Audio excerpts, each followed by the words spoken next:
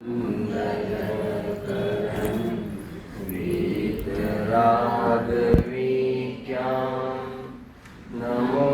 ताय ज्ञाति भये अरहंतादिमः करि मंगल हरिओ महा ग्रंथ करण को पाय जाते मिले समाज सब पावे निज पद आत्म रूप अनुपम अद्भुत ज्ञान के भवसीनु करो आत्म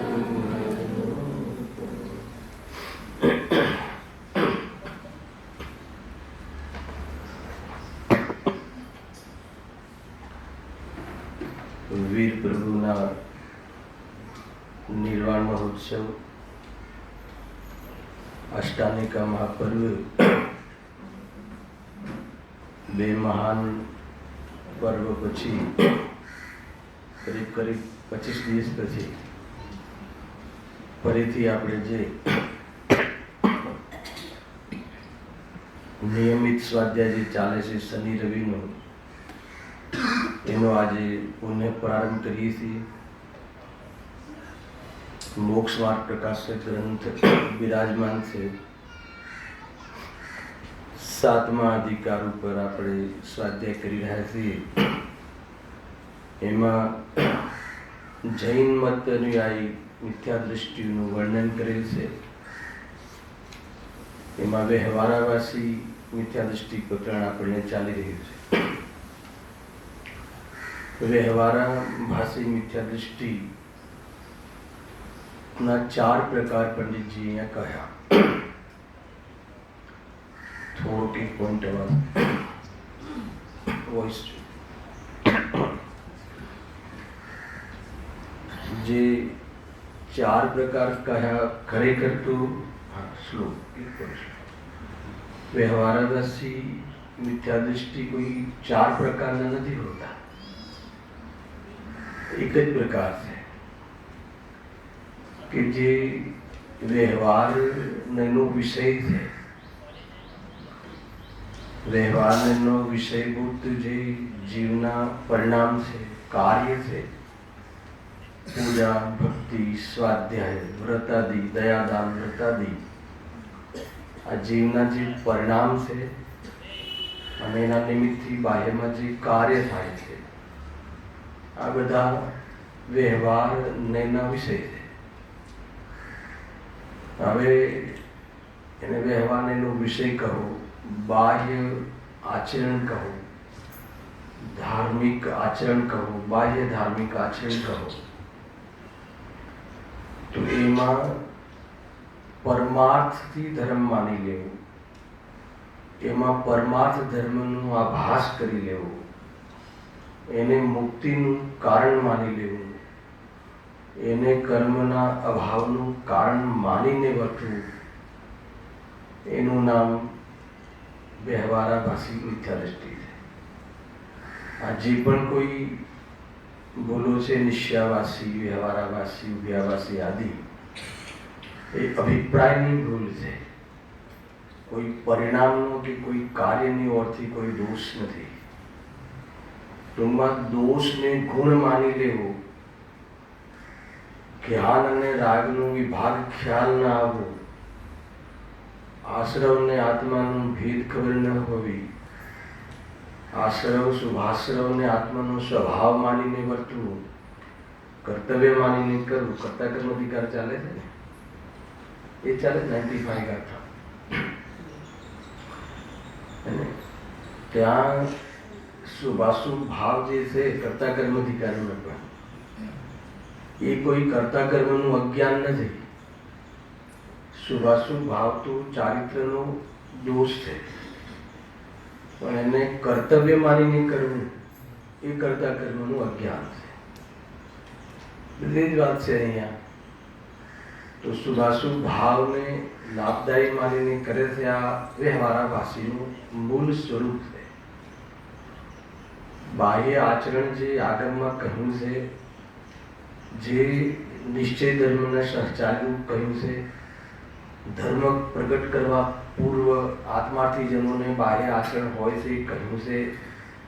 એ બાહ્ય આચરણને આત્માનું આચરણ માની લેવું, સ્વભાવ માનીને કરવું, એનું નામ વ્યવહારાભાસી મિથ્યા દૃષ્ટિ છે. આ મૂળ આ છે. તો 4 પ્રકાર કેમ કહ્યા થઈ ગયા છે. એમાં 3 પ્રકારનું તો વર્ણન થઈ ચૂક્યું છે. થોડી થીમ જે છે ને એ પકડીને 4થા પ્રકાર ઉપર આપણે આજે ચર્ચા કરવી છે. તો 4 પ્રકારના જે આ 4 પ્રકાર કર્યા એનો આધાર શું છે? તો એમાં 4 પ્રકારના નામ પહેલા કહું તમને. એક તો કુલ ધારક, કુલ અપેક્ષાએ ધર્મધારક વ્યવહારાભાસી. પછી પરીક્ષા રહિત આજ્ઞા અનુસારી ધર્મધારક વ્યવહારાભાસી. પછી સાંસારિક પ્રયોજન અર્થે ધર્મધારક વ્યવહારાભાસી અને ધર્મ બુદ્ધિ ધારક ધર્મધારક વ્યવહારાભાસી. એક બાજુ વ્યવહારાભાસી કહો છો અને એક બાજુ ધર્મધારક કહો છો. એક કોન્ટ્રોવર્સી થાય ને. એક બાજુ વ્યવહારાભાસી મિથ્યા દૃષ્ટિ કહો છો, એક બાજુ ધર્મધારક કહો છો. તો ત્યાં ધર્મધારકનો શું અર્થ છે? ત્યાં ધર્મ એટલે ધર્માચરણ, બાહ્ય આચરણને જે ધારણ કરે છે, જે આચરણને લઈને લોકમાં પણ આપણે એને ધાર્મિક કહેવાનો ઉપચાર કરીએ છીએ. અંદરમાં ધર્મ છે કે નહીં, સમ્યક દર્શન છે કે નહીં, વિતરાગતા છે કે નહીં, અંદરમાં નિશ્ચય હોય તો જ વ્યવહાર કહેવાશે, વાત પાકી છે. છતાં લોકમાં ઉપચાર તમે બહારમાં કોઈ બી જીવને ધાર્મિક કઈ રીતે કહો? એના સમ્યક દર્શનને જોઈને કહો છો? સમ્યક દર્શન જોઈ શકાય છે? શું જોઈને કહો છો? બાહ્ય આચરણ.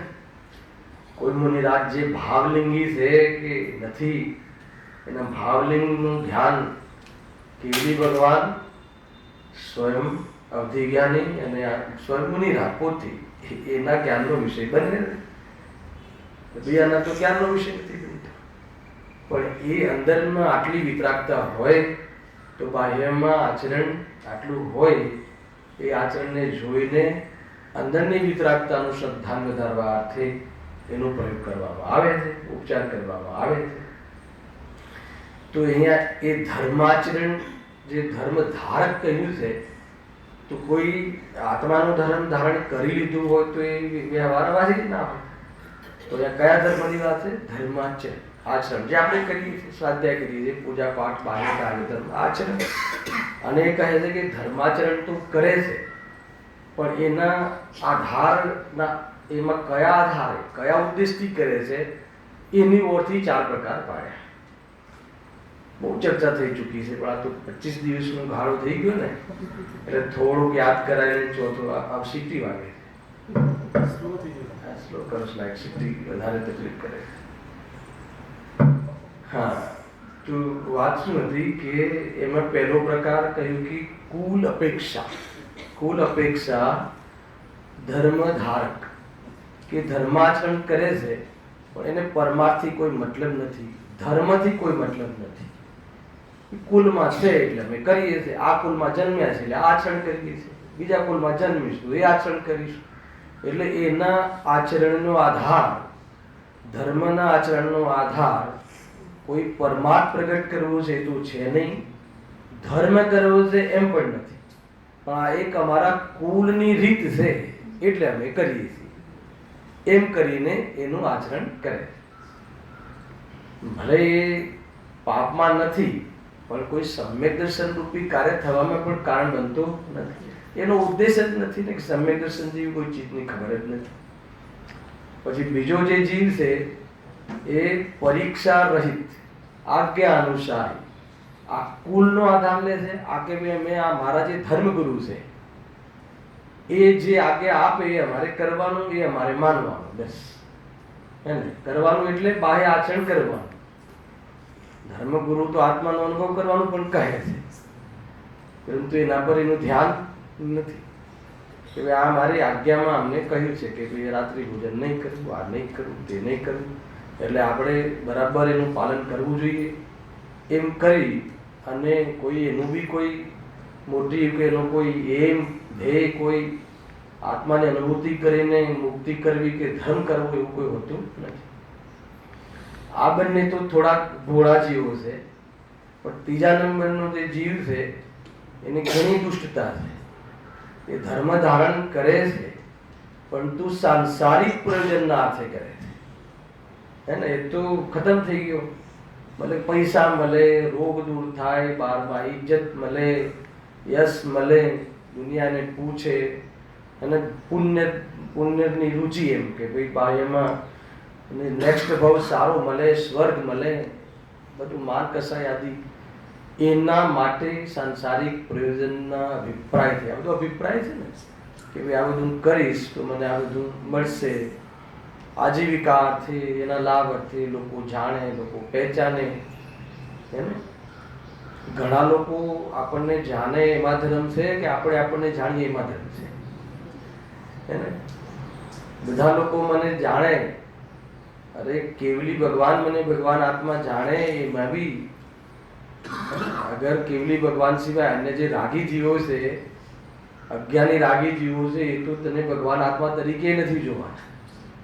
એ તો તારું મૂલ્યાંકન તું જે રીતે સંયોગોથી કરે છે એ રીતે મૂલ્યાંકન કરવાના છે. સંયોગોથી મૂલ્યાંકન કરે, ક્ષયોપશમથી કરે, ખ્યાલ આવ્યો? પણ એ રીતે બી બધા જાણે એ તો છોડી દેવા, પણ અનંત કેવલીઓ તને ભગવાન આત્મા જાણે એમાં બી તારું કલ્યાણ નથી. તું સ્વયં તને ભગવાન આત્મા તરીકે જાણે અને કોઈ તને ન જાણે તો બી તારું હિત સંભાવે. આ બહુ મોટી વસ્તુ છે. લોકો ટૂંકમાં ધર્માત્મા બનવું નથી, ધર્માત્મા દેખાવું છે. એ ત્રીજા પ્રકારનું છે. આ અને જો મને કોઈ ધાર્મિક ધર્માત્મા જાણે, ધર્માત્મા બનવું નથી મારે, એટલે બાહ્ય આચરણ કરું ને લોકો મને ધર્માત્મા માને. અને એ જ છે, બાહ્ય આચરણ દ્વારા જ આપણે ધર્માત્મા કહીએ છીએ. હે ને, કોઈને નિર્ગ્રંથ મુનિ કઈ રીતે કહો છો, નિર્ગ્રંથતા જોઈને. બ્રહ્મચારી કઈ રીતે કહો છો, ક્ષુલ્લક કઈ રીતે કહો છો, એલક કઈ રીતે કહો છો, અને અરે ભગવાન કેવી રીતે કહો છો, અર્યન ભગવાન કેવી રીતે કહો છો. અને અંદરની અનંત ચતુષ્ટયનો તો આપણે શ્રદ્ધાનો વિષય છે. અને બાહ્યમાં આચરણ જોઈને એનો વ્યવહાર કરીએ છીએ. બાહ્યમાં જે નાસાગ્ર દૃષ્ટિ અને જે પદ્માસન, ખડગાસન, એકાગ્ર દશા જે ભગવાનની હોય છે એને જોઈને, એમને જોઈને આપણે એમાં ભગવાનનો ઉપચાર કરીએ છીએ. એ પ્રમાણે એમનો નમસ્કારનો વ્યવહાર કરીએ છીએ. અને જે જોઈએ છે એ પણ વ્યવહાર, અને જે નમસ્કાર આદિ ભક્તિ કરીએ છીએ એ પણ વ્યવહાર. પણ શ્રદ્ધા કોનું કરવાનું છે? જ્ઞાયક ભાવનું, જ્ઞાયક સ્વભાવનું. સર્વજ્ઞતાનો વિચાર કરી જ્ઞાયક સ્વભાવ પર ન પહોંચે તો કહે છે કે બાહ્ય ઉપચાર બી ઠીક નથી. અને બાહ્ય ઉપચાર જ કર્યા કરે અને ઉપચાર જ ઉદ્દેશ હોય તો એ ઉપચાર નથી, મિથ્યાત્વ છે.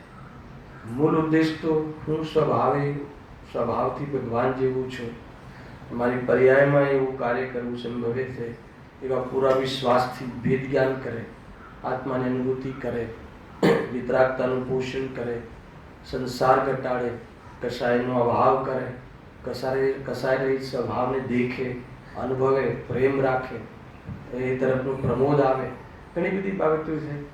આ તો સામાન્ય કથન છે. આ તો થોડોક રસ જળવાય ને આપણને કે આત્માનું સ્વરૂપ ન જાણે, એકલું વ્યવહારાભાસનું જાણે તો એ શું મજા આવે. તો સાથે સાથે વ્યવહારાભાસ કેવી રીતે તૂટે એ પણ આપણને ખ્યાલ રહેવો જોઈએ. જેટલું પણ ધર્મમાં વ્યવહાર કર્યો છે, હે ને, કઈ વાર કહ્યું છે કે કોઈ પર્યાય નિશ્ચય નથી, કોઈ પર્યાય વ્યવહાર નથી. આ બરાબર ધ્યાન રાખજો. હવે તો આપણો શુક્રવારનો ક્લાસ છે, આ બધા વિષયો તમારે આવશે બી ખરા. હે ને, વિશ્વનું સ્વરૂપ તો સારું ચાલી ગયું તમારે, સારી વાત છે. ચઢાડા ચાલી રહી છે તો આનંદની વાત છે, સરસ ચાલી રહી છે. ભાઈ બધાએ આવવું જોઈએ. હે ને, એવું કોઈ ઉંમરનો કોઈ લિમિટેશન બી નથી. જ્યાં સુધી આત્મા ન સમજાય ત્યાં સુધી આ જે બાળક છે, ગુરુદેવશ્રી એમ કહેતા, તેમાં તો બાળકોનો ક્લાસ થઈ નહીં. જ્યાં સુધી આત્મા ન સમજાય 90 વર્ષે પણ તો એ બાળક છે. એમ ગુરુદેવશ્રી કહેતા, બાળક છે. સમજી જાય તો યુવા થઈ જાય, સમાઈ જાય તો એને વૃદ્ધ થઈ જાય, ગંભીરતા આવી જાય. એ રીતે છે. થોડુંક સમજવું છે. ખરેખર આનંદની વાત છે. મેં થોડુંક ક્લાસ સાંભળ્યું બી ખરું. સારી વાત છે. હું સાંભળું છું એટલું તમને કહ્યું. સારી વાત છે. એટલે આજે વાત ક્યાં? હા, ત્રીજો સાંસારિક પ્રયોજન વાળો. હા, તો એને લઈને જે કરે છે ત્રીજા પ્રકારનું કરે કે એ બી ધર્મને ધારણ કરે. વાત એ હતી કે બાહ્યમાં જે પણ કોઈ આ પ્રવૃત્તિ કરી, તમે જોજો આપણને એક કમ્પેરિઝન જોજો. હવે માનો કે તમે પહેલા રમત ગમતમાં બહુ હતા, હરવા ફરવામાં બહુ હતા, હવે સ્વાધ્યાય કરતા થઈ ગયા, ભોજનની શુદ્ધતા આવી ગઈ, તો તમારી બિલ્ડિંગમાં તમારા મિત્રો કહેશો કે કહેશે અર્પિત બહુ ધાર્મિક છે, બહુ ધાર્મિક છે, કહે છે કે નહીં? તો એ ધાર્મિક છે એ ક્યાંથી કહે છે? અચ્છા, એક શું કહે છે? ખોટું કહે છે, ખરું કહે છે? ઉપચારથી તો કહે છે, હે ને? એ ભલે ના પરમાર્થથી કહેતો હોય, પણ આપણે શું સમજવાનું? ઉપચારથી સમજવાનું. આપણે પરમાર્થ નહીં સમજી લેવાનું, નહીં તો ધર્મનો પુરુષાર્થ અટકી જશે. હે ને? એ તો બધો ધર્મ માટેનો માહોલ છે, વાતાવરણ છે. અને આત્માનો ધર્મ, આત્માની દ્રષ્ટિ કરવા માટેનું એક વાતાવરણ છે. વ્યવહાર ધર્મ એટલે સાચો ધર્મ પ્રાપ્ત કરવાનું એન્વાયરમેન્ટ, વાતાવરણ. અને એ વાતાવરણમાં અગર કરે તો થાય, એ વાતાવરણથી નહીં થાય. વ્યવહાર બતાડે, પમાડે નહીં. આ ગુરુદેવશ્રીના સિદ્ધાંત ધર્મ. વ્યવહાર પ્રેરે તે વ્યવહાર, પરમાર્થને પ્રેરે તે વ્યવહાર, પરમાર્થને પમાડે તે વ્યવહાર નહીં. પરમાર્થને પમાડે તે વ્યવહાર એ માને મિથ્યા. સાંભળ્યું? અને પરમાર્થને પ્રેરે વ્યવહાર, પણ જે વ્યવહાર દ્વારા પરમાર્થની પ્રેરણા ન લે તો એના એ વ્યવહાર પર અર્થાત એ કાર્ય પર વ્યવહારનો આરોપ આવતો સ્પષ્ટ છે ભાઈ. વ્યવહારનો આભાસ છે, પછી ત્યાં શું છે? વ્યવહાર તો છે, જ્ઞાની કરે છે એવો જ છે. ક્રિયા તો, ક્રિયામાં શું અંતર હોય? હે ને? અષ્ટદ્રવ્ય જે જ્ઞાની ચડાવે એમાં પણ ચડાવે, કસાયની મનતા પણ એ પ્રકારની જ હોય. પણ આસમાન જમીનનું ફરક છે. પેલાના માટે વ્યવહાર ધર્મ કહેવાય છે, આના માટે મિથ્યાત્વ કહેવાય છે. અગર જો એનું પોષણ બી ન કરે વેદ જ્ઞાનનું, વેદ જ્ઞાન માટે તૈયાર બી ના હોય, એની તૈયારીઓ પણ ના કરે, તો એને પૂર્વચર વ્યવહાર પણ આરોપ નહીં આવે. તો શું કહેવાશે? તો કે આભાસ છે. હવે આભાસ કહેવડાવું કે ના કહેવડાવું એના માટે કોણ જિમ્મેદાર છે? આપણા વ્યવહાર, આપણો જે વ્યવહાર છે, આપણે જે વ્યવહાર એનો વિષય રૂપ પરિવર્તન કરીએ છીએ, એના પર આભાસની આંગળી ના ઉઠે, એના માટે જવાબદારી કોની? ઈશ્વરભાઈ પોતાની કે ગુરુની? હરાવી નહીં, એની જવાબદારી પોતાની. તો કેવી રીતે જવાબદારી? સ્વાધ્યાય શું કામ માટે કરવાનું? સ્વાધ્યાયમાં સ્વાધ્યાયનું પ્રયોજન હોય તો વ્યવહાર આભાસી નીકળે.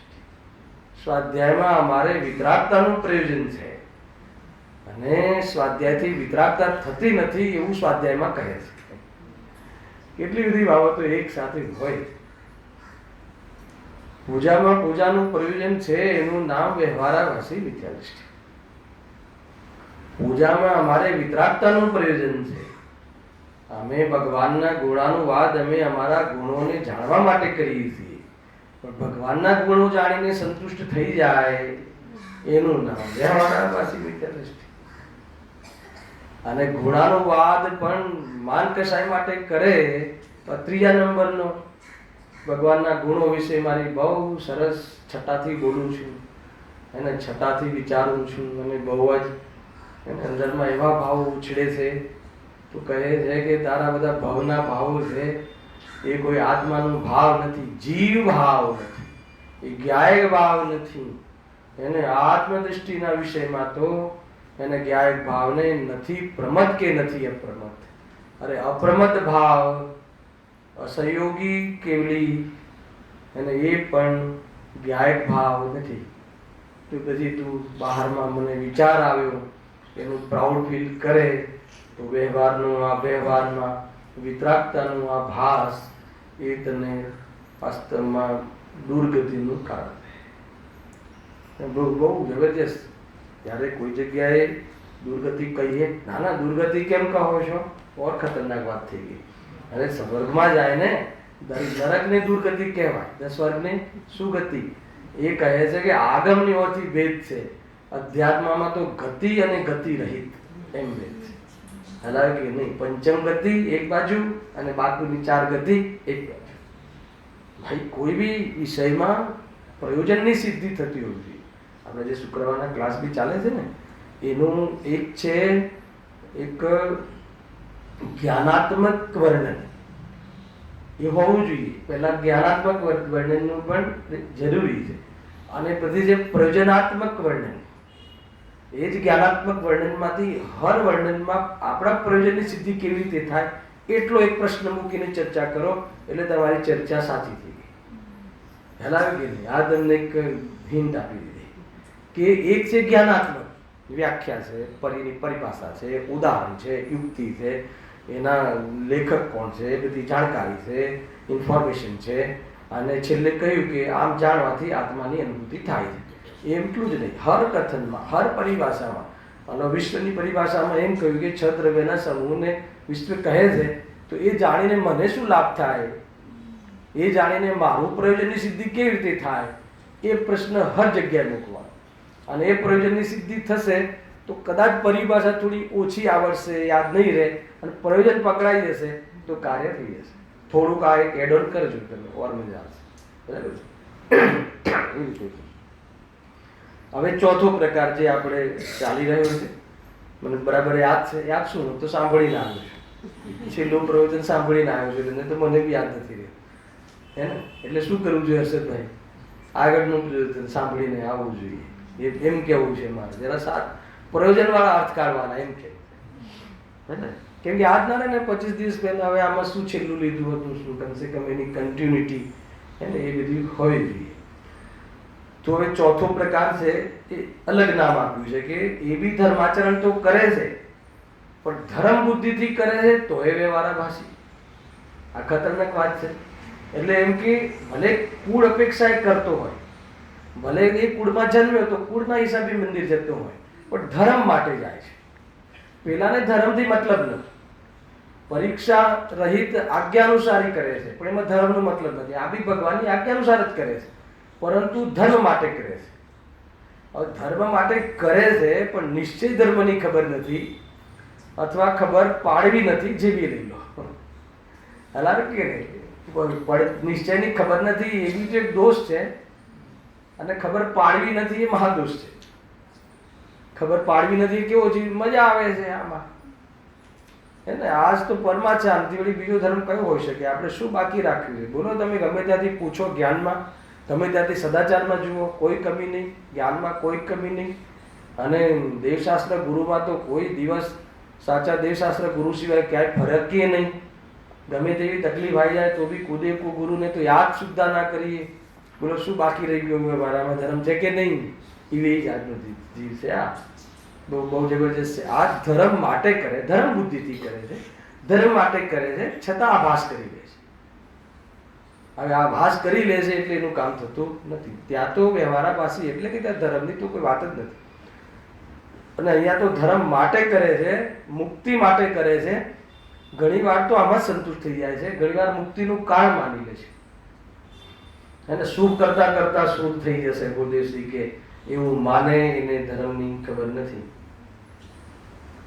શુભ કરતા કરતા શુભ થઈ જશે એમ માને, એમ તો શુભ છોડી દેવું, તો પછી શુભ કરવું.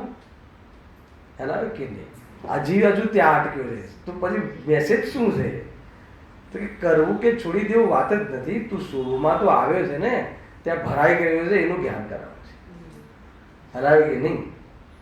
એના માટે છે. તો એ શાના માટે છે? કે શુદ્ધ પર દ્રષ્ટિ રાખ, જ્ઞાન સામાન્ય પર જ્ઞેય સામાન્યથી તું હટીને, હે ને, જ્ઞેય સામાન્યનો તિરોભાવ કર, જ્ઞેય વિશેષનો, જ્ઞાકાર વિશેષનો તિરોભાવ કરીને જ્ઞાન સામાન્યનો આવિર્ભાવ કર. એ બધી મોટી મોટી ગાથાઓથી આપણે સમજીએ. જ્યારે જ્યારે આવશે, જ્યારે સમય વિષય વિશેષ આપણે લઈશું. હવે એની હું ચર્ચા પ્રારંભ કર્યું છું. 2 પેરેગ્રાફ તો થઈ ગયા છે, હું ખાલી વાંચી લઉં છું. અને એમાં આમાં આગળના પ્રકરણો બહુ ગંભીર છે. 28 પેજનો આ પેટાધિકાર છે, સૌથી મોટો પેટાધિકાર છે 7મા અધિકારનો. એટલે બહુ મહત્વપૂર્ણ છે. કેમ કે આમાં આપણા પર આગળ ઉઠી શકે, બની શકે કે આ વર્ણન જે કરશે પંડિતજી એમાં આપણે હોઈ શકીએ. કેમ કે આપણે કોઈ કુલ અપેક્ષા નથી કરતા, કોઈ આજ્ઞા અનુસાર કરી લેવું એમ પણ નથી, કે કોઈ સાંસારિક પ્રયોજન બુદ્ધિપૂર્વક તો નથી. હવે અબુદ્ધિપૂર્વક હોય તો કેવલી જાણે ને પછી બીજું તો શું કહેવાય, હે ને? એવી સિદ્ધિ કરશે. આત્માની રુચિ ના હોય તો ઊંડે ઊંડે તો પુણ્યની જ મીઠાશ છે, એ છેલ્લે સિદ્ધ કરવા વાળા છે. એટલે અત્યારથી થોડી પહેલા પાડ બાંધી દેવી ને કે આગળ આવવા વાળા કે માનો કે આત્માની રુચિ નથી, પરમાર્થનું પ્રયોજન જ નથી, હે ને? અને એને જ પરમાર્થ માનીને કરે છે તો બધી શાની રુચિ હોય, અંદર શાની રુચિ હોય? ઊંડે ઊંડે પણ મીઠાશ. આપણને એવું લાગે પણ અંદરમાં એમ લાગે કે નહીં, ક્યાંક તો આપણે આ તત્વ સમજીએ છીએ ને તો એનો ફાયદો તો થાય જ છે બહારમાં, એવું અંદરમાં ફિલિંગમાં આવે. અને સોનગઢ જઈએ છીએ તો ભલે એને લાકડીથી કાંઈ થતું નથી, પરંતુ ફરક તો પડે છે ક્યાંય ને ક્યાંક. ઊંડે ઊંડે તો અમારા પર ગુરુદેવસિંહના આશીર્વાદ છે એવું તો અંદર ચંદ્રકાંતભાઈ, હે ને? એવું અંદર ક્યાંક ને ક્યાંક તો થાય જ છે. આશીર્વાદ ને વાત જ છે.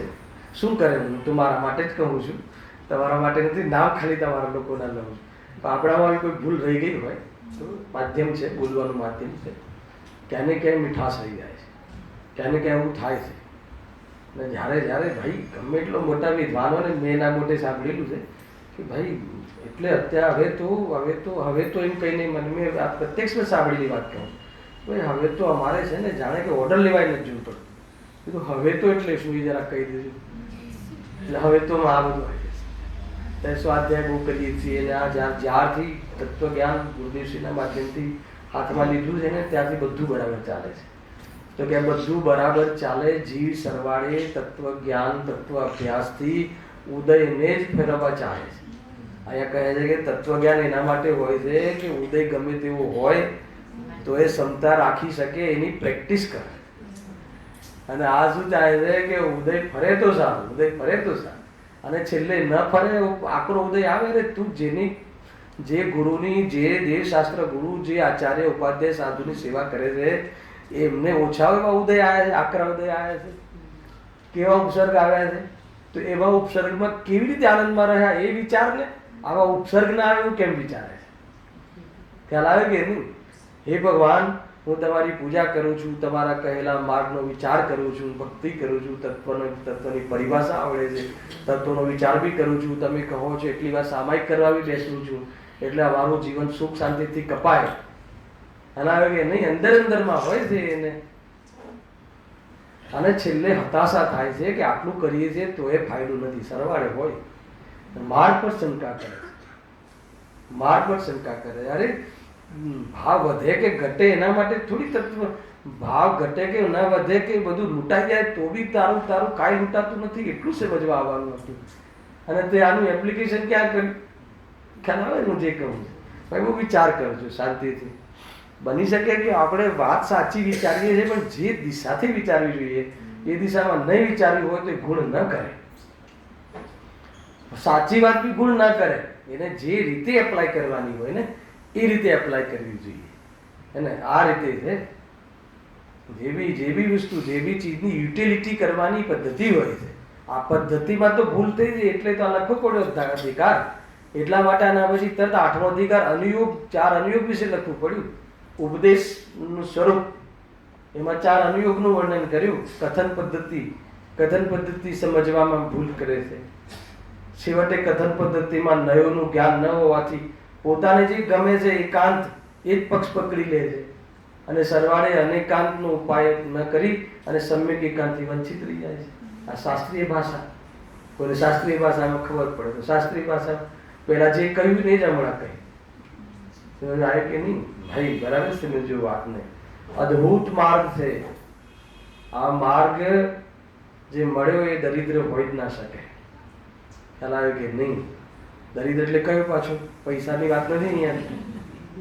એને ચારેય ગતિના જીવો નરકમાં હોય તો પણ આત્માનું જ્ઞાન હોય, આત્માની અનુભૂતિ હોય, એ દુઃખી કેવી રીતે હોઈ શકે? હું ચૈતન્ય સ્વરૂપ છું, હું ચૈતન્ય સ્વરૂપ છું. હમણાં દિલ્હીમાં એક જ લીટી લીધી મેં ગુરુદેવજીના 18મી વખતના પ્રવચન કરતા કર્મધિકા આત્મા આત્મા ત્રિકાળ એકરૂપ જ્ઞાનાનંદ સ્વભાવી ભગવાન છે. જબરદસ્ત. આત્મા ત્રિકાળ એકરૂપ ચૈતન્યમય ભગવાન છે. તે શું કરે? તે વાસણ ધોવે, તે દુકાન ચલાવે, તે રાગ કરે.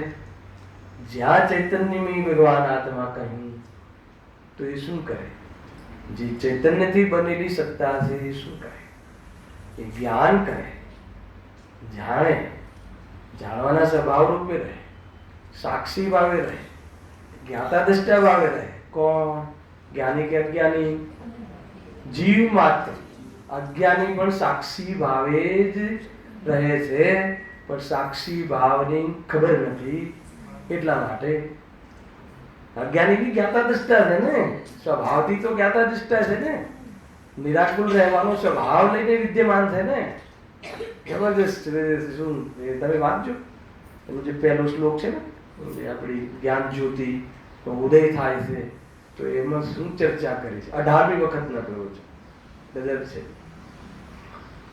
અને વિશેષ છે વાત. જો વાત તો અહીંયા હતી ચોથા પ્રકારની વાત કે ધર્મ બુદ્ધિથી ધર્મ ધારક જે પણ કાંઈ કરે છે, આપણે સ્વાધ્યાય કરીએ છીએ તો આત્માની અનુભૂતિ માટે કરીએ છીએ, પણ સ્વાધ્યાયમાં જે આવડી ગયું આત્મા વિશે બોલતા એને આત્માનુભૂતિ માની લેવી એના કે નહીં. આત્માના પર નિબંધ લખતા આવડી ગયો, ગાયક સંબંધી કોઈ ચર્ચા કરતા આવડી ગઈ, અને સાથે આપણે સદાચારની જીવનમાં રહ્યો તો એને શું માની લીધું? ખ્યાલ કે નહીં? આત્મા એ જે સાચા દેવશાસ્ત્ર ગુરુ પ્રત્યેની ભક્તિ બોલતા આવડી ગઈ, દેવશાસ્ત્ર કુદેવ ગુરુ કુશાસ્ત્ર પાસે જવાનો ભાવ જતો રહ્યો, એને સમ્યક દર્શન માની લીધું. સાત તત્વોની વિકલ્પાત્મક શ્રદ્ધાને સમ્યક દર્શન માની લીધું. જ્ઞાન જેમ જેમ વિશેષ પરિભાષિત થાય છે એને સમ્યક જ્ઞાન માની લીધું. થોડીક કશાયની તીવ્રતા ઘટી એને સમ્યક ચારિત્ર માની લીધું. હલાવે નહીં, આ ભૂલ થઈ છે અને આ બધું હોય છે, આ બધું હોય છે. આત્મા દૃષ્ટિ કરવા વાળાને આ બધું હોય છે, અને આ બધું હોય છે એને એ નિશ્ચય રત્નત્ર માનતો નથી.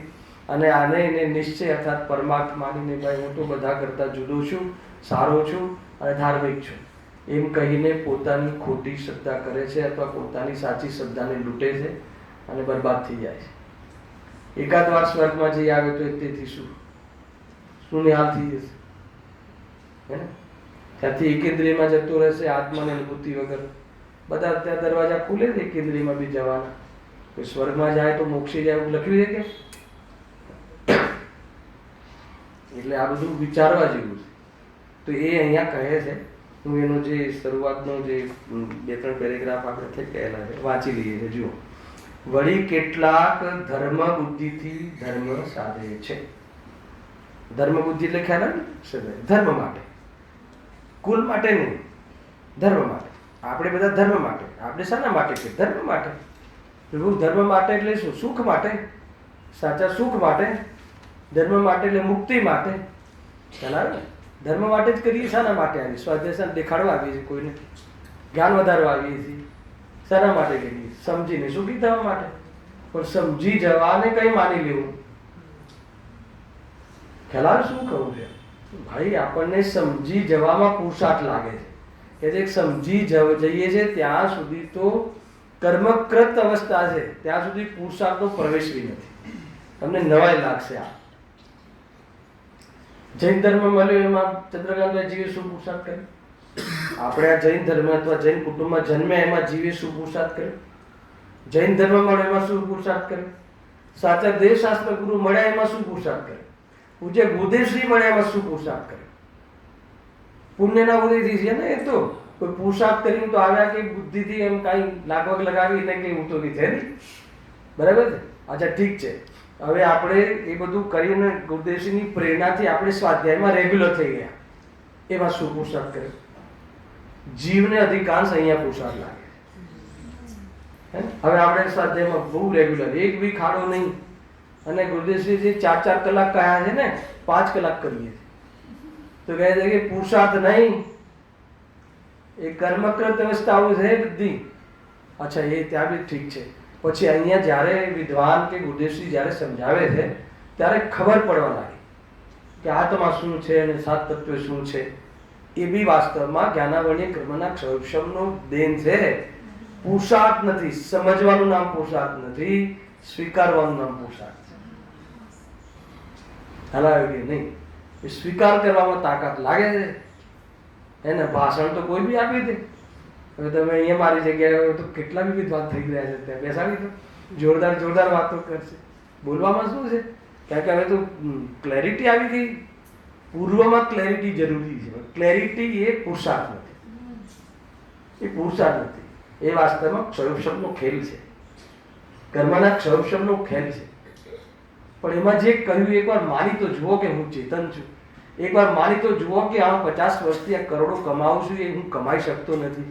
આત્મા કમાઈ ના શકે. એક વખત સ્વીકાર કરવામાં તાકાત લાગે છે. માનો કે તમે તમારી 2 વહુઓને બહુ બરાબર સંસ્કાર આપ્યા હોય અને અહીંયા કહે કે કોઈ કોઈનું કરી જ નથી શકતું, સંસ્કાર આપી જ શકતું નથી. એ જરા માનીને બતાવો ને, તાકાત લાગે છે. શું વાત કરે છે? પુરુષાર્થ શ્રદ્ધામાં કરવાનું બહુ છે ને. જ્ઞાન સાધન છે, સાધ્ય નથી. શ્રદ્ધા અને ચારિત્ર સાધ્ય છે, અને સાધ્યથી સાધના થાય છે. પેલું તો સાધન છે. હલાવે કે નહીં? તમે જોઈ લો, નિજરા જ્ઞાનથી નથી થતી. 11 9 પૂર્વનું જ્ઞાન થઈ જાય તો એ નિજરા નથી થતી. હલાવો. અને એક દેડકાને એક કશું જ જ્ઞાન નહીં, 7 તત્વ બોલતા ના આવડે, પણ હું દેડકો નથી, હું તો ચૈતન્ય છું, એટલી શ્રદ્ધા થઈ જાય તો નિજરાનો પ્રારંભ થઈ જાય. અનંત સંસાર ખતમ થઈ જાય.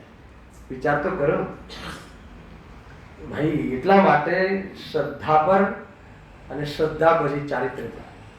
શ્રદ્ધા થઈ ગયા પછી બી રાગદ્વેષનો અભાવ ન થાય તો મુક્તિને પ્રાપ્ત થતો નથી. 14 ગુણસ્થાન જ્ઞાનની ઓરથી ભેદ નથી. અહીંયા તો બહુ લીધા છે. યાદ છે કોઈ પરિભાષા? 100 વાર બોલાઈ હશે, મેં વધારે બોલાઈ હશે. એકાદ વાર બોલો કોઈ. મોહ અને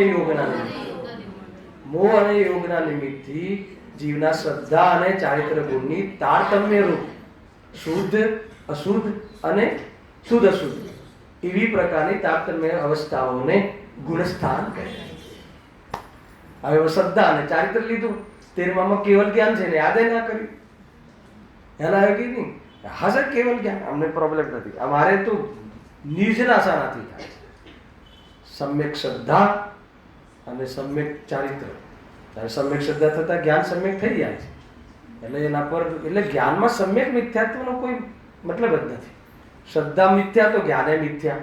ભલે બધી તમે આત્માને બરાબર ચિત્રો જેમ જ્ઞાનીઓ કહ્યું છે એમ બતાવો, જાણો, તો બી તમારું એ જાણકારી વાળું જ્ઞાન ભલે સમ્યક છે, આગમ આશ્રિત, પણ તમે સમ્યક જ્ઞાની નથી, મિથ્યા જ્ઞાની છે. આપણા મિથ્યાત્વને, આપણા જ્ઞાનને મિથ્યાત્વ નામ મિથ્યા શ્રદ્ધાના કારણે થાય છે. આપણે જેટલું બી જાણીએ છીએ બધું સાચું જાણીએ છીએ. આગમ આશ્રિત સત્ય છે, આગમ આશ્રિત તો એ જ્ઞાન સાચું છે, પરંતુ આપણી શ્રદ્ધા ખોટી હોવાના કારણે ભલે સાચું જાણતા હોવા છતાં પણ હજી સમ્યક જ્ઞાની કહેવાતો નથી. અરે પ્રારંભ નથી થતો ધર્મ. એટલે જે પણ કાંઈ તાકાત લગાવવાની છે એ શ્રદ્ધા, અભિપ્રાય પલટે તો એનું જગત પલટી જાય, તો એની દુનિયા બદલાઈ જાય, પોતાની દુનિયામાં ઊભો થઈ જાય.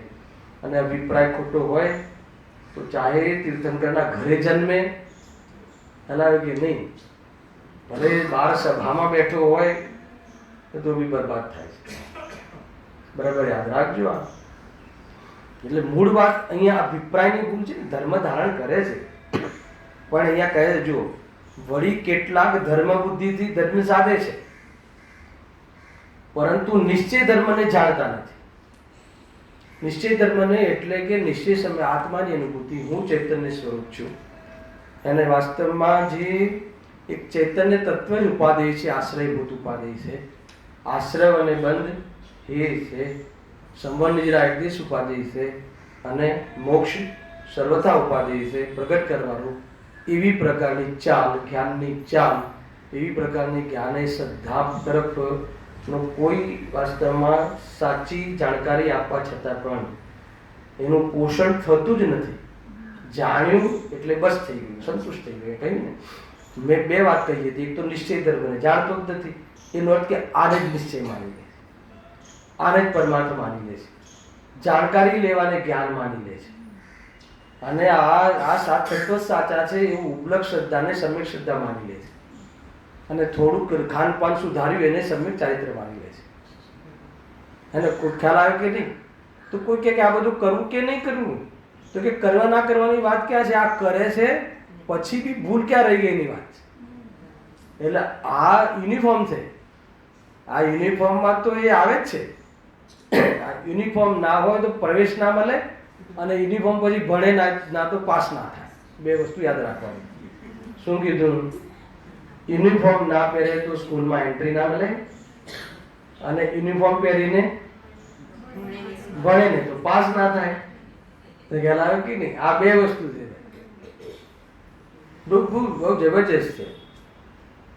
ત્યાગ વિરાગ ચિત્તમાં થાય ન તેને જ્ઞાન, અટકે ત્યાગ વિરાગમાં થાય ન તેને, હોય ન તેને આત્માનું ભાન જ ના. બે વસ્તુ છે કે નહીં? બધી બરાબર બેલેન્સ છે. બહુ વિચાર કરવા જેવું છે ભાઈ. બધું ઘણું કોઈ ક્રિયા જડે થઈ રહ્યા શુષ્ક જ્ઞાનમાં, કોઈ માને માર્ગ મોક્ષનો, કરુણા ઉપજી જોઈએ. કેટલી સરસ બેલેન્સ વાતો છે, અદ્ભુત છે. જો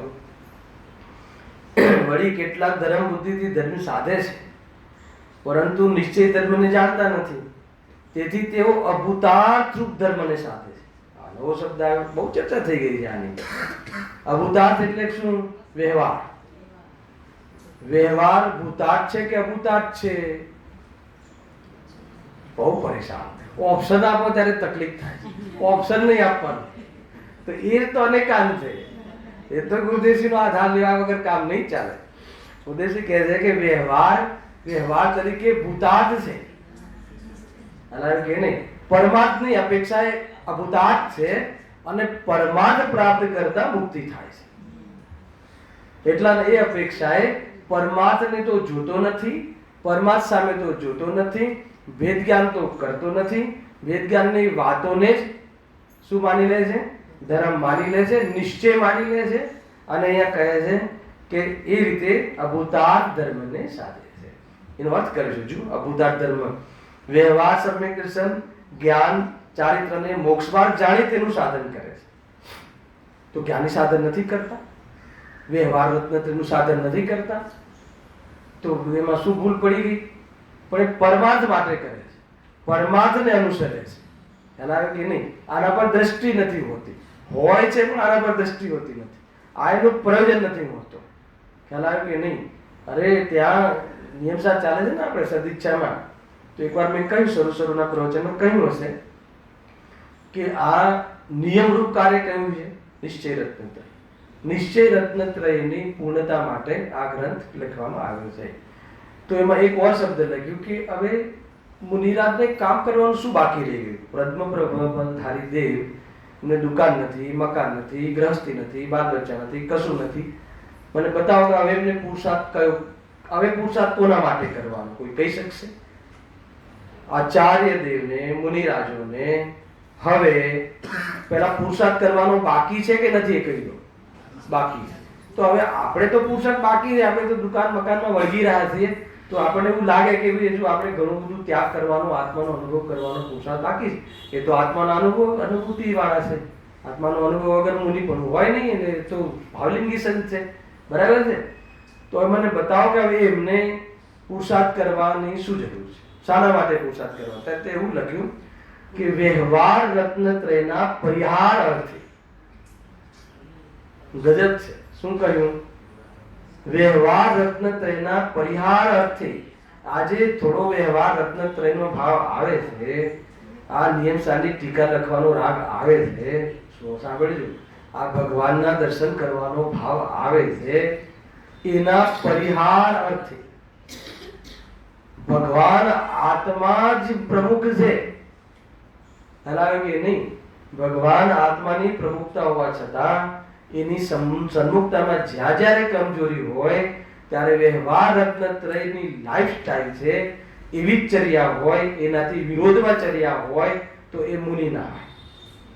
અને એ ચર્યાને જ એને નિશ્ચય માની લે તો એને નિશ્ચયની ખબર ન હોય, એટલા માટે એ વ્યવહારાભાસી મિથ્યા દ્રષ્ટિમાં જાય. બસ આટલી વાત છે. એટલા માટે અહીંયા આટલું હજુ તો શરૂઆત થાય છે. આમાં જે સાત તત્વની ભૂલ જે પ્રકારે પંડિતજી અહીંયા કહી છે અને જે લેવલથી એમને જે તાકાત લગાવી છે, બહુ ઉપયોગી અધિકાર છે. હવે સમ્યક દર્શનનું અન્યથા રૂપ. હવે આમાં જો 3 વાત કહી: વ્યવહાર, સમ્યક દર્શન, જ્ઞાન, ચારિત્ર ને મોક્ષ માર્ગ જાણે. તો મોક્ષ માર્ગ નથી તો કે નિશ્ચય મોક્ષ માર્ગ નથી, વ્યવહાર મોક્ષ માર્ગ છે. મોક્ષ માર્ગ કેટલા? તો 2 કેમ કહો? તો જ્યારે એક જ છે તો નિરૂપણે કેમ 2 વાર કરો? ભૂલ પડી જાય છે અમારે. હું તો કહું ત્યાં તો પંડિત ડોલરમલજીને એ તો કહે છે ભાઈ મોક્ષ માર્ગ તો એક જ છે પણ નિરૂપણ 2 પ્રકારે છે. તો આપણે એવું તો કહે ને સાહેબ, જ્યારે એક જ છે તો એક જ કહો ને, નિરૂપણ બી 2 વાર નહીં કહો, 2 રીતે નહીં કહો ને, અમને જરા ભ્રમ થઈ જાય. હલાવે કે નહીં? હા, જાણવું પડશે ને, કેમ કે બંને અચ્છા મોક્ષ માર્ગ એક છે, નિરૂપણ 2 પ્રકારે. થોડું સાંભળજો, થોડું બુદ્ધિને કશી આપણે. એ જે 2 પ્રકારે કહ્યા એ 2 પરિણામ છે કે એક પરિણામ? એક કેવી રીતે? જ્યારે મોક્ષ માર્ગ એક છે એમ કહો છો એક બાજુ, અને મોક્ષ માર્ગનું નિરૂપણ 2 રીતે કરો છો, તો 2 રીતે નિરૂપણ કરો છો તો એ 2 રીતે નિરૂપણ કરો છો, પરિણામ એક હશે કે 2 હશે? તો 2 મોક્ષ માર્ગ નિરૂપણ કર્યું તો 2 અલગ અલગ પરિણામ છે કે નહીં? તો 2 પરિણામ અલગ અલગ છે. હવે મને બતાવો કે જે નિશ્ચય મોક્ષ માર્ગ છે એ કયા ગુણનું પરિણામ છે? મોક્ષ માર્ગ પર્યાય છે, દ્રવ્ય છે, ગુણ છે કે પર્યાય છે? શુક્રવાર ક્લાસ વાળા તો જવાબ આપે ને, પર્યાય છે. તો પર્યાય હોય તો કોઈને કોઈ ગુણની પર્યાય હોય ને, તો એ નિશ્ચય મોક્ષ માર્ગ કયા ગુણની, કયા દ્રવ્યની, કયા ગુણની પર્યાય? જીવ દ્રવ્યની અને શ્રદ્ધા જ્ઞાન. જો આવ્યું ને ભૂલ. નિશ્ચય સમ્યક દર્શન, નિશ્ચય સમ્યક જ્ઞાન, નિશ્ચય ચારિત્ર. તો શ્રદ્ધા જ્ઞાન ચારિત્રની પર્યાય છે. શ્રદ્ધા જ્ઞાન ચારિત્રની શુદ્ધ પર્યાય છે. મોક્ષ માર્ગ, નિશ્ચય મોક્ષ માર્ગ, હે ને? જો ચારિત્ર એકલું હોય નહીં, શ્રદ્ધા વગર ચારિત્ર સાચું હોય નહીં. આપણે ચારિત્ર કહેતા આચરણ પર બુદ્ધિ જાય છે આપણી. અને ચારિત્ર કહેતા સ્થિરતા, લીનતા. ખ્યાલ આવે ને? હવે લીનતા ક્યાં કરે? આત્માની ખબર વગર લીનતા ક્યાં કરે? એટલે આત્માની ખબર હોવી જોઈએ, એટલે શ્રદ્ધા હોવી જોઈએ. અને આત્માની શ્રદ્ધા કરવી હોય તો કોના આધારે કરે? જાણ્યા વગર કોનું શ્રદ્ધા? એટલે પહેલા જાણવું પડે. જાણીને શ્રદ્ધા સમ્યક થાય એટલે જ્ઞાન સમ્યક થઈ જાય, અને જાણ્યું એટલે પછી ઉપયોગ ત્યાં સ્થિર થાય પુરુષાર્થ પૂર્વક, તો મોક્ષ માર્ગ પ્રગટ થાય, મોક્ષ માર્ગ આગળ વધે. તો શ્રદ્ધા જ્ઞાન ચારિત્રની શુદ્ધ પર્યાયને વાસ્તવમાં નિશ્ચય મોક્ષ માર્ગ કહે છે. અચ્છા, હવે વ્યવહાર મોક્ષ માર્ગ છે કે નહીં? એ બી એ દ્રવ્ય છે, ગુણ છે કે પર્યાય છે કે કશું નથી? હે ને? આ ચોથો એક ઓપ્શન મૂકવો પડે. કોઈને નિશ્ચયાભાસ હોય તો એ મૂકવો પડે ને. દ્રવ્ય છે, ગુણ છે, પર્યાય છે કે કશું નથી? જો કશું નથી કહેવું હોય ને તો કેવલ જ્ઞાન બી કશું નથી, એ આવડવું જોઈએ. કશું નથી કહેવા વાળાને સમ્યક દર્શન જો તું પ્રાપ્ત કરે છે ને એ કશું નથી. જ્યારે ગાયકને મૂકીશું તો દુનિયામાં કશું નથી મારા માટે, એ વાત જુદી છે. ખ્યાલ આવે કે નહીં? રાગ હે છે, ખ્યાલ આવે કે નહીં? રાગ બહિર્તત્વ છે તો કેવલ જ્ઞાન વળી કયું સ્વતંત્ર છે? પ્રગટ કરવાનું ઉપાધિ છે દ્રષ્ટિમાં તો કેવલ જ્ઞાન હે. ધ્યાન ધ્યેય નથી, હે ને? શુદ્ધાત્મા ધ્યેય છે. ધ્યાન સ્વયંને ધ્યેય નથી માનતો એટલે ધ્યાન છે. બહુ બધી બાબતો છે. ભાઈ અધ્યાત્મ જે છે ટોપ એ અલગ છે, પણ એ ટોપ અધ્યાત્મને પ્રાપ્ત કરવા માટે બધું સમજવું પડશે. હલાવે છે કે નહીં? તો એ વાત હવે મને વાત બતાવો. વ્યવહાર રત્નત્રય, વ્યવહાર એ લખ્યું ને, વ્યવહાર સમ્યક દર્શન જ્ઞાન ચારિત્ર મોક્ષ માર્ગ જાણી તેનું સાધન કરે છે. કોણ? ફરીથી વાંચું છું. વળી કેટલાક ધર્મ બુદ્ધિથી ધર્મ સાધે છે, પરંતુ નિશ્ચય ધર્મને જાણતા નથી, તેથી તેઓ અભૂતાર્થ ધર્મને સાધે છે. એનો અર્થ કરે છે. અર્થાત માત્ર શબ્દ લખ્યો છે. માત્ર વ્યવહાર સમ્યક દર્શન જ્ઞાન ચારિત્રને મોક્ષ માર્ગ જાણી તેનું સાધન કરે છે. માત્ર શબ્દ કહેતા નિશ્ચયની ખબર નથી, એ આમાં આવી ગઈ. અને માત્ર એને જ પરમાર્થ માનીને, એને કર્તવ્ય માનીને, ખુશી ખુશી મુક્તિનું કારણ માનીને, નિદ્રાનું કારણ માનીને પ્રવર્તન કરે છે. આ ભ્રમ છે, આ મિથ્યાત્વ છે. બરાબર છે? એ વાત થઈ ગઈ. અચ્છા, હવે આને છતાં બી આને મોક્ષ માર્ગ રૂપી સાધન કહ્યું તો કયું સાધન છે? વ્યવહાર મોક્ષ માર્ગ રૂપી સાધન છે. આ સાધન કોને હોય? વ્યવહાર કોને હોય? જ્ઞાનીને. તો વ્યવહાર રત્નત્રય કોને હોય? જ્ઞાનીને. હેને? હોય બી જ્ઞાનીને. ક્યાં કે વ્યવહાર રત્નત્રય એને હોય, નિશ્ચય પૂરો વ્યવહાર હોય, નિશ્ચય વ્યવહાર બે સાથે હોય. આ બધા બી તો કલમો છે ને. તો વ્યવહાર રત્નત્રય કોને હોય? જ્ઞાનીને હોય.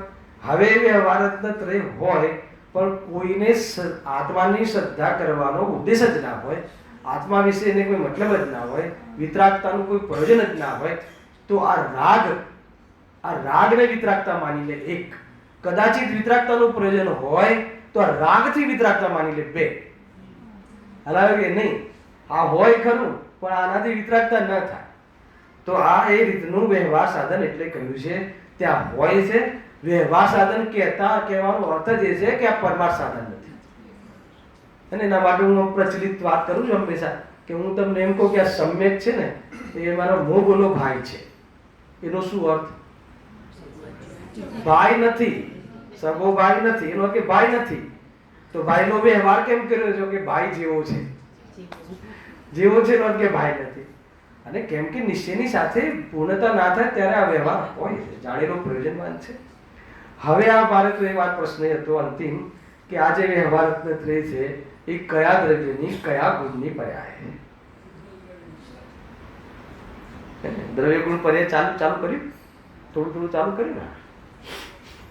એટલે હું થોડું એમ થાય ને ક્લાસ શનિવારમાં આપણે એ તો છે પ્રભાવ.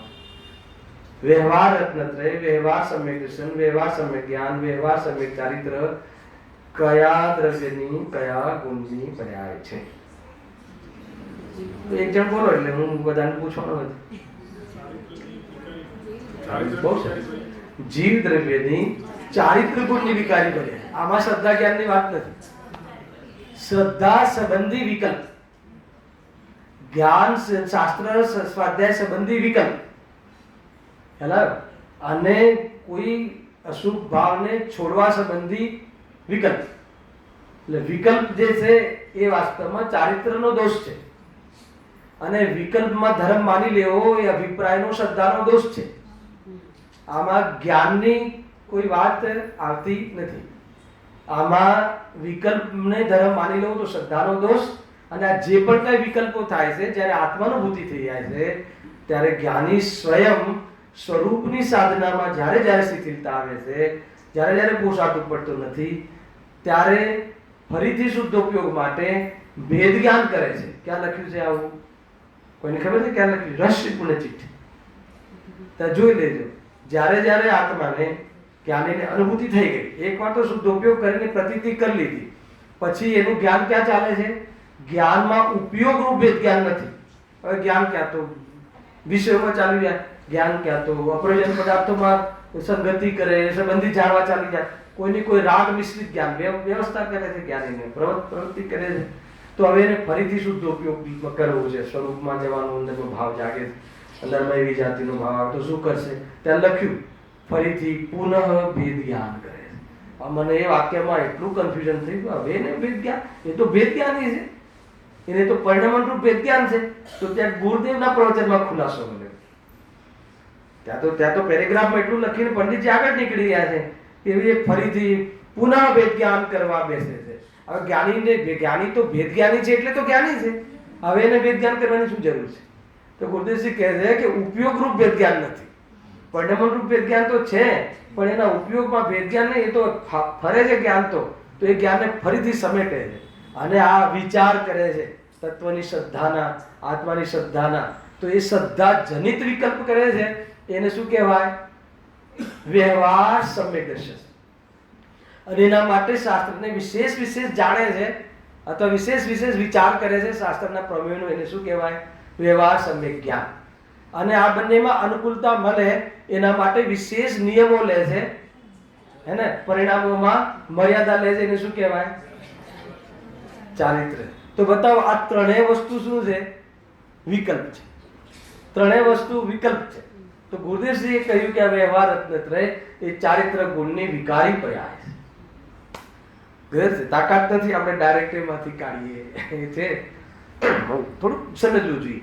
ટૂંકમાં આપણે શું સમજવું છે કે એટલા આમાંથી બહુ બધા આપણે તો આ જે પ્રશ્ન મૂકીએ ને, આ સમજીને શું સમજવું છે કે આપણે લોકો શ્રદ્ધા સંબંધી આપણી કોઈ દ્રઢતા હોય, શ્રદ્ધાના વિષય સંબંધી દ્રઢતા હોય, ગાયક સંબંધી નિર્ણયમાં દ્રઢતા હોય, તો આપણે એને શું માની લઈએ છીએ, હે ને? અથવા વિકલ્પાત્મક શ્રદ્ધા ન હોય, તમે ગમે ત્યારે પૂછો અને આ જ સત્ય છે એવું શ્રદ્ધા નો વિકલ્પાત્મક શ્રદ્ધા, તો આપણે એને સમ્યક દર્શન માની લઈએ. અને આપણે વિશેષ જ્ઞાનના ખુલાસા હોય એને શું માની લઈએ છીએ? સમ્યક જ્ઞાન માની લઈએ છીએ. અને આપણે આપણું આચરણ અભક્ષ, અનિતિ, અન્યાય એનાથી રહિત હોય તો આપણે શું માની લઈએ છીએ? સમ્યક ચારિત્ર માની લઈએ છીએ. એટલે આપણે શું થઈ ગયું? મોક્ષમાં થઈ ગયું ને. મોક્ષમાં એ ભૂલ છે. એ હોવું ભૂલ નથી, એ તો હોય છે જ્ઞાનીને બી. એ હોવું એ વાસ્તવમાં ચારિત્રનો દોષ છે, અપરાધ નથી, વિપરીતતા નથી, મિથ્યાત્વ નથી.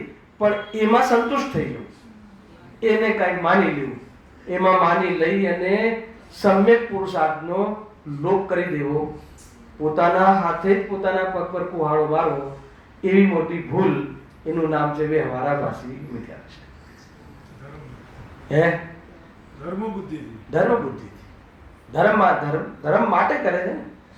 જો એ રીતે પેલો તો ખબર છે ભાઈ મારે તો અમને કઈ ધર્મથી મતલબ નથી, કુળમાં છે એટલે કરીએ છીએ, એટલે એ તો વાત પતી ગઈ એની તો, હેના. અને ઓનો તો દુષ્ટતા છે અંદર કે અમને તો એટલે જ આવીએ છીએ કે અમારું જે બધું સારું થાય અને અમને ભગવાન ખુશ થઈ જાય, કાં તો ભક્તો ખુશ થઈ જાય.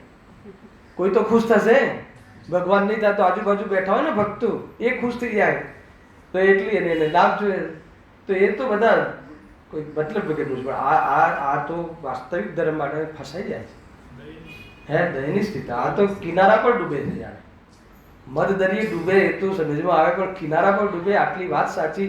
જીવન આજ્ઞા અનુસાર જૈન મત અનુયાયી એટલે આ કોઈ ફિલ્ડની બહારનો વ્યક્તિ નથી, તમે સમજી લો. આ વાસ્તવમાં લખ્યું ગુરુદેવસિંહ, આ એવો જીવ છે કે જે બધી જ રીતે આજ્ઞા અનુસારી છે. જીવન સરસ છે, જ્ઞાન બહુ ટોપમાં છે અને બધું જ છે, પરંતુ આત્માની રુચિ છે કે નહીં, આત્માની રુચિ નથી, ત્યાં બધું જીરો થઈ જાય છે. અને તું કે આપણે તો પછી કોઈ જીવ એવો આવી જાય કે તો આપણે તો આત્માની રુચિ જ કરવી, આ બધું ના કરવું, તો કે એ બી ગયો. અરે આ કરવું ના કરવું હોતું નથી, આ કર્યા વગર તારો પ્રવેશ નહીં થાય. અત્યારે આપણો પ્રવેશ આ સ્વાધ્યાયના માધ્યમથી જ છે ને આ ફિલ્ડમાં. હવે એ સ્વાધ્યાયમાં અટકી ગયો તો તકલીફ છે. હવે સ્વાધ્યાયમાં જે કહ્યું વેદ્યાન કરે, આત્માની અનુભૂતિ કરે, તો સ્વાધ્યાય પર ઉપચાર આપવામાં આવે છે, બીજું શું છે? અને કોઈ ઉપચાર આપે તો સમજાવવાનો ઉપચાર છે, બાકી ઉપચાર આપવાનો તો ક્યાં મતલબ છે? પોતે આનંદમાં રહે છે અને આનંદમાં જ્યાં જ્યાં તકલીફ પડે ત્યાં સ્વાધ્યાયનો આધાર લે છે. એની કમજોરી છે, ભક્તિ કમજોરી છે. સ્વાધ્યાયમાં આવું એક જીવ જ્ઞાની જીવની કમજોર અવસ્થા છે, શક્તિવાળી અવસ્થા નથી. કોઈ બી આનંદ મનમાં ના રહે એ વાસ્તવમાં જીવની સામર્થશાળી અવસ્થા છે. એ પ્રમાણે સમજવું. કાલે હવે એટલી વાત ખાલી કહી દઉં વિષયની. આ ત્રણ કયા ને, વ્યવહાર, સમ્યક દર્શન, જ્ઞાન, ચારિત્ર. એમાં ત્રણેયનું અન્યથા સ્વરૂપની ચર્ચા ચાલુ થશે. એમાં પહેલા સમ્યક દર્શન સંબંધી જે અન્યથા સ્વરૂપ છે આના માન્યતામાં, એમાં પાછા 4 પ્રકાર છે. એમાં 4 કેટેગરી બનાવે છે કે દેવ સંબંધી, ગુરુ સંબંધી, શાસ્ત્ર સંબંધી અને સાત તત્વ સંબંધી. ભૂલ. તો આ 4 પ્રકારની જે સમ્યક શ્રદ્ધાનો જે વિષય, આત્માની શ્રદ્ધા કરવા માટેનો જે સિલેબસ છે, આત્માની શ્રદ્ધા કરવા માટેનું સિલેબસ શું છે? દેવશાસ્ત્ર ગુરુનું શ્રદ્ધા અને જીવાદી 7 તત્વોની શ્રદ્ધા. તો આ જે શ્રદ્ધાના માટેના જે સિલેબસ છે એમાં અન્યથા રૂપ, એમાં એની ભૂલ, એ સમજણની ભૂલ, એના માટે આપણે અહીંયાની ચર્ચા કાલે પ્રારંભ કરીશું.